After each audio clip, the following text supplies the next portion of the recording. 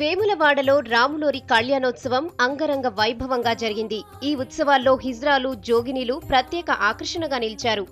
శివభక్తులుగా, జోగినీలుగా తమను తాము పిలుచుకునే హిజ్రాలు శ్రీరామ కళ్యాణ ముహూర్తానికే శివుణ్ణి భర్తగా భావిస్తూ ఒకరిపై ఒకరు అక్షింతలు చల్లుకున్నారు. ఇద్దరు ముగ్గురు హిజ్రాలు కలిసి వారిలో ఒకరు శివుడు, మరొకరు పార్వతిగా సంబోధించుకుంటూ పెళ్లి చేసుకున్నారు.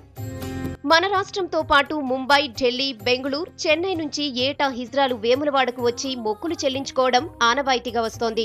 ఎక్కడెక్కడో ఉన్న వీరంతా ఏడాదికి ఒకసారి వేములవాడలో కలుసుకుంటారు. సీతారాముల కళ్యాణం జరుగుతున్నంతసేపు తలంబ్రాలు చల్లుకుంటూ వివాహ తంతులో మునిగి తేలారు. అనంతరం సీతారాములకు పట్టు వస్త్రాలు సమర్పించారు. అలాంటి వాళ్ళు చాలా మంది, జోగిని వాళ్ళు చాలా మంది ఫ్రెండ్స్ కలుస్తుంటారు. ఇక్కడ అందరితో చాలా హ్యాపీగా, ఎంజాయ్గా మా బాధలు ఏంటి, మా కష్టాలు అనేది చెప్పుకుంటాము. అలా చెప్పుకున్నట్టుగా ఉంటుంది, దేవుని లగ్గం చూసినట్టుగా ఉంటుంది. మేము ఇంట్లోకి ఎక్కడికి వెళ్ళాం కాబట్టి ఇదే మా సొంత ఇంటిలాగా అనుకొని ఇక్కడికి వచ్చి మేము దేవుని దర్శనం చేసుకుని హ్యాపీగా, సంతోషంగా 10 రోజులు ఉండి మేము వెళ్ళిపోతామండి. మా మనసు ఎలా అంటే ఒక చిన్న పిల్లల కంటే అంతకంటే సెన్సిటివ్ ఉంటుంది మాది.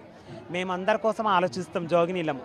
ఇలాగే ఈ జోగిని వ్యవస్థని ఇంకా కొనసాగించాలని మాలాంటి వాళ్ళ జోగినీలకు, మీలాంటి వాళ్ళ ఛానళ్ళు ఇంకా ఎన్నో మీరు వ్యవస్థ నుంచి విలువియాలని కోరుతున్నాను. ఇక్కడకు రావడం వల్ల తమ జన్మ సుకృతమైనట్లు భావిస్తారు హిజ్రాలు. జోగిని శ్యామల కూడా ఎప్పటిలాగే ఇక్కడకు వచ్చి స్వామివారికి మొక్కులు చెల్లించారు. ప్రతి సంవత్సరం లాగే ఈ సంవత్సరం కూడా నేను ఇక్కడికి వచ్చినందుకు చాలా సంతోషిస్తున్నాను. ఏంటంటే ఇది చాలా పవిత్రమైన పుణ్యక్షేత్రము. ఇది వైష్ణవ ఆలయము, అలాగే శివాలయము. కులమతాలకు అతీతంగా ఒక దర్గా, ఒక వైష్ణవ క్షేత్రం, ఒక శివక్షేత్రం ఉన్న ప్లేస్ అండి ఇది. సో దీని పవిత్రతను కాపాడాలి. పట్టు వస్త్రాలు ధరించి పెళ్లి కూతుళ్లా ముస్తాబై వచ్చిన వీరిని చూసేందుకు భక్తులు ఎగబడ్డారు.